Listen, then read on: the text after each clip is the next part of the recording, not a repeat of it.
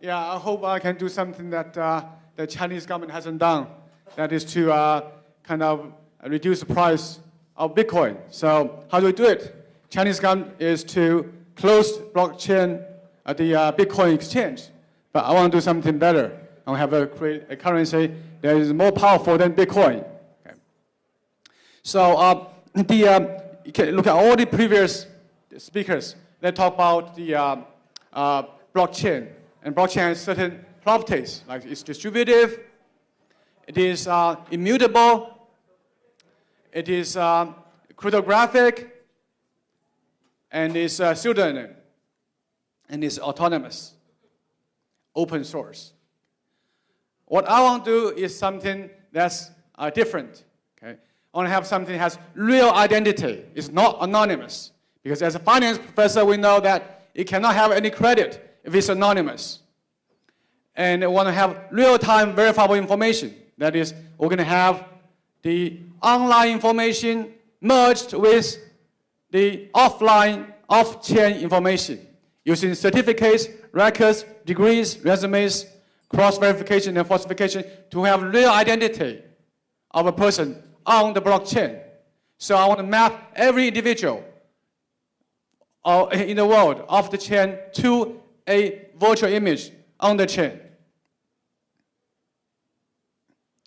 Well, how our memory is stored. We know that in our brain there are 86 billion neurons, and our memory is stored distributively. So this means if you have an attack to some neurons, doesn't matter, you still have the full memory.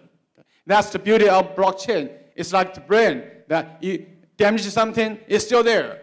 You kind of destroy some servers, it's still there. After the Satoshi Nakamoto designed the system, even if he passes away, this will live on. So this is very much like how our brain works.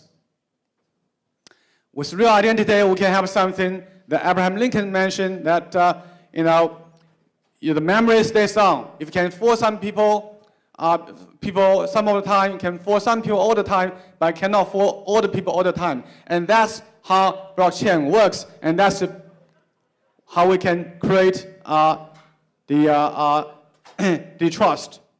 So in this new design of the blockchain, this new paradigm, what we're going to have is a currency that's using the proof of stake and using sharding so that it's much faster and can be used more directly with businesses. But more importantly is this coins carries information. It's a mapping of your identity to the blockchain. So your credit, how you behave, your reputation will be measured by the price of the coin. So rather than using FICO score, measure your credit, we have a price of a coin tells us how your reputation is. So we, instead of have kind of thousands of coins, we're going to have everyone have an ICO. His identity is linked to a coin. And then this coin will be supported by merchants that accept these coins because the speed of this currency is much faster rather than Bitcoin. So this will be a coin used for transactions. In addition, this online information, offline information merger can help the merchants to design customized products. So these are the kind of three boxes we have. And we want to use the blockchain not just to trade as a currency, but it will be used. And we will start with top graduates from top 1,000 universities in the world. And then it's going to spread to other population. So we're going to have 4 kinds of coins. USD is a basic coin. USG is a coin that's kind of linked to gold. It's kind of pegged to gold price. And the USI and the USN are identity coins that link to your personal identity. USI is 100 and can only be traded in integers, while USN is also linked to your identity, but it can be traded, it's divisible, it can be traded in decimals. And we have 4 kinds of coins. USB is the one without any identity. USI, USN are with identity. USG is with gold. And we have an arbitrage relationship among them. Basically, the USG will be linked to the 1 gram of gold. USB is we have a public account, can always buy or sell the USB with 1 USG. Then for USI, you can make an identity coin, use 1 USB and USG. Similarly, you can use 1 USI and USG to make USN. So 4 kinds of coins, but USI and USN are linked to your identity. And for example, if you have Michael Jordan, I think here in Chicago, everyone knows Michael Jordan, right? A Michael Jordan coin will be very valuable, and it was like maybe $10,000.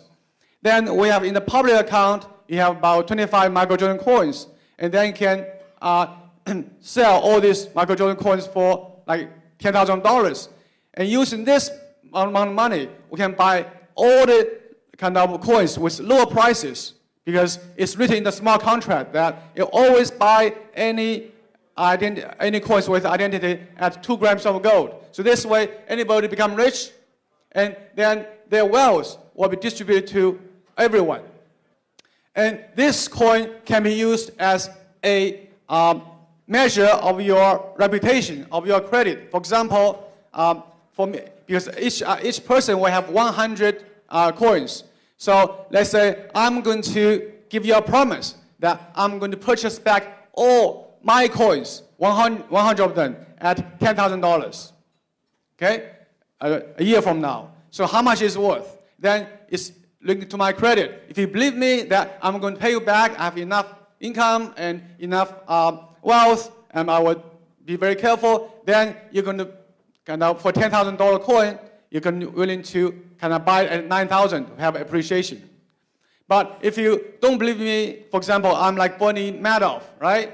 And I have a bad reputation. So my promise will mean nothing to you. It's worth nothing. Okay? So basically, this price of your coin will be proportional to your reputation. And this way, we create a credit system globally that's measured by price. It's not by like a credit score like FICO. It's like it can be used universally. You can use this coin in China, in the US, in Japan, or in Africa. It doesn't matter. The score is your price. Okay. So this is my new design. So I want to create a global personal credit system using this currency. Everybody will have an ICO. Okay, I'll stop here. All right.